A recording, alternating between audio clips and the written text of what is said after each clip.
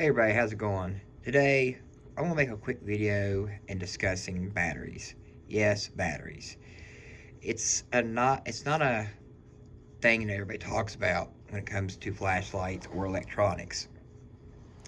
And a lot of people are getting a misconception and a misunderstanding about batteries and their actual functionality.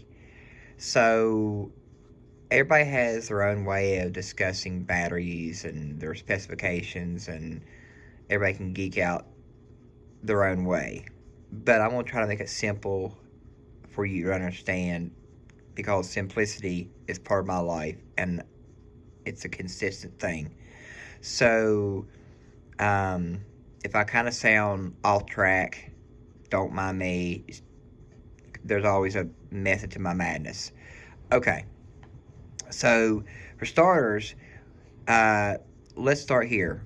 So, with flashlights nowadays, especially tactical flashlights, EDC flashlights, electronics nowadays these days are getting more advanced and advanced and advanced, and they need a lot of power to run them devices. So, for example, this is my Nitecore MH11, and if I can do this with one hand here, well, flashlight went overboard, but that don't matter. I'm talking about batteries. So this is what came with the flashlight. It is a 2600 milliamp hour battery. As you can see there, and focus in there. And this is where it gets interesting. So with this battery,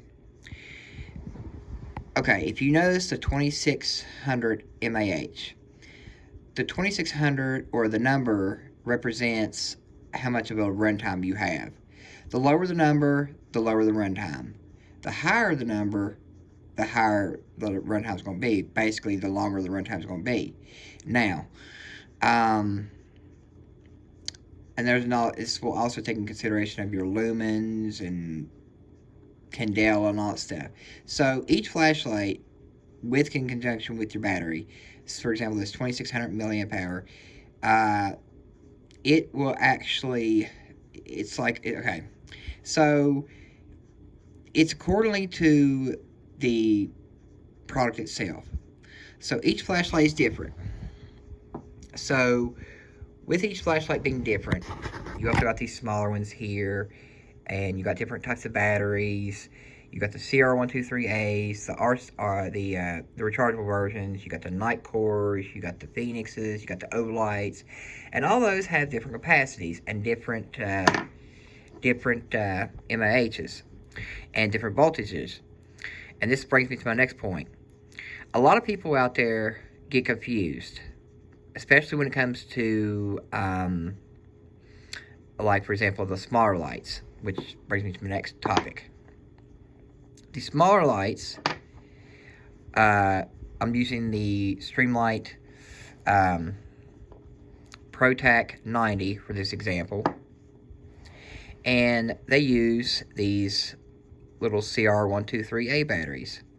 Now, this happens to be a Rayovac Fusion CR123, and I looked on the website, and this little battery has 3 volts, just 3 volts even.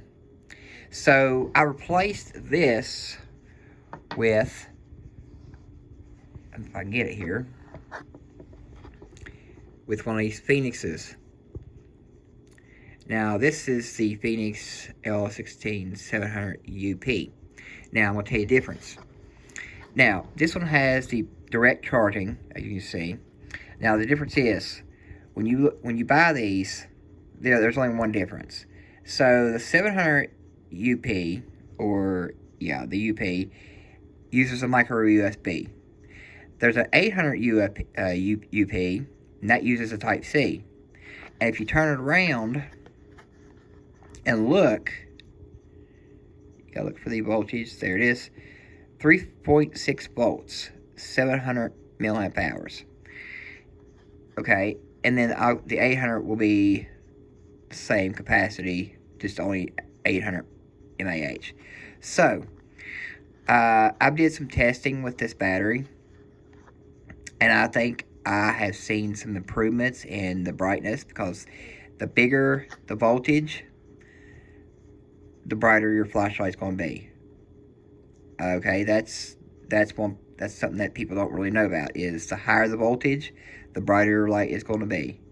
So, it doesn't matter about candela, doesn't care about lumens, it's voltage.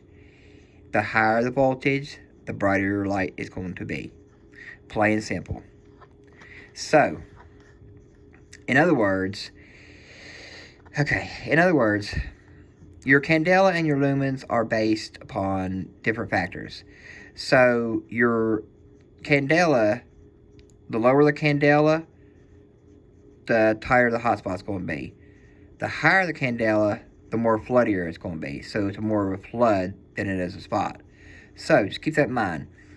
Lower candela, tighter hotspot.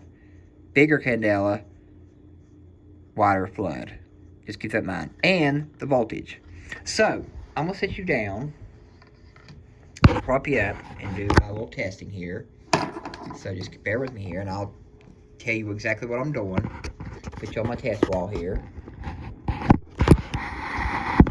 If I can prop this up right without falling down. Okay, there we go. Now, what I'm doing now is I am actually going to switch out the Phoenix battery and put in the original Rayovac Fusion battery.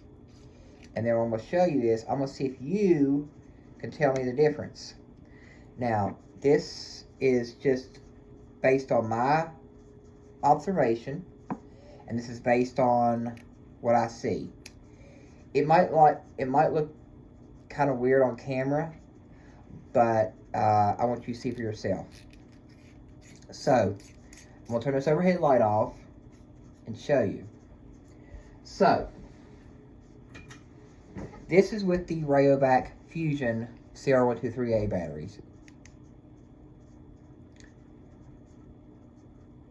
Just going to wave around here and do a test here. You see it's got kind of got like a nice flood with, I mean not a flood, but it's got like a nice, hot spot with it. We'll hold it there for a minute and tell me if you see a difference. There's the Rayovac. Now, I'm going to put in the Phoenix. Now keep in mind that the Rayovac is only 3 volts even, and then the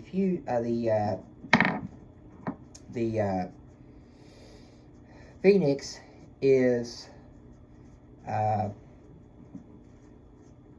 let's see here, hold on here.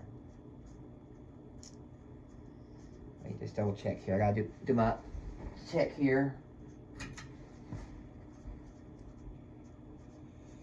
Okay, and then I'm now going to put in the Phoenix battery.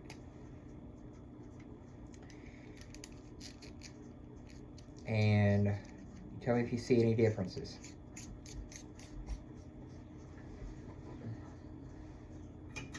Alright, this is the Phoenix battery.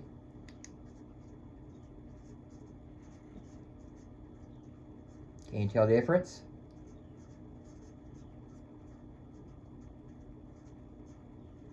I'm just kind of monitoring the screen here so I can see what I'm seeing here. Can you tell the difference? It's brighter, ain't it? And just to compare it again, we're going to put in the Rayovac again and show you. You might think, why are you doing this? Well, actually, it's kind of like a scientific theory here. Because a lot of people don't know this, but if you have a higher voltage battery, your lighter becomes brighter. It's mathematical. So, as you see,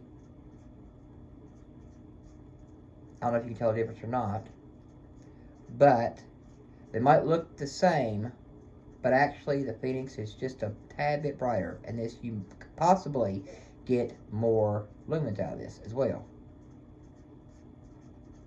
Now, you can put in the Phoenix one more time, because switching out these batteries Might cause damage to this little light. I don't know, and I'm not willing to take a chance.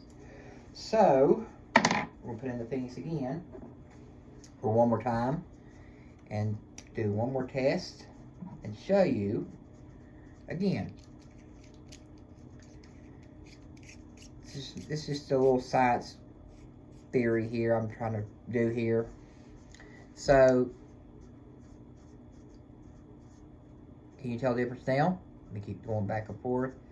The reason I'm going back and forth is because I want you to see the spill. How much spill goes along with it. Now if I go up, down, side to side, and there you go. So, get back to my table here. So in conclusion, I'll let you decide for yourself. But in my test, there is a difference. You might not see it on camera, but in person, you can really tell the difference. But I'll let you decide what's what. Based upon the test I showed you, and also the batteries I used.